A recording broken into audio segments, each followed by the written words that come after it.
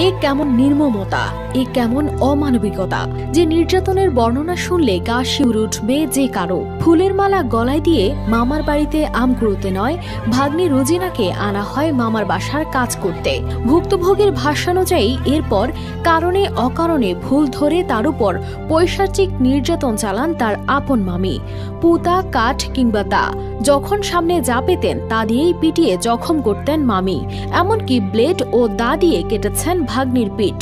একনল hand wash 100% paraben free, তাই নিরাপদ হাতের জন্য আস্থা রাখুন একনলে। কখনো গরম খুন্তি দিয়ে দিয়েছেন ছ্যাঁকা, আবার কখনো পুতা দিয়ে থেতলে দিয়েছেন পায়ের আঙ্গুল। পুতা দিয়ে দাও দিয়ে কাঠ দিয়ে বাইয়ে না মামায় ওষুধ এনে বহুত ব্যথা কমে না, ওষুধ এনে দিয়েছিল।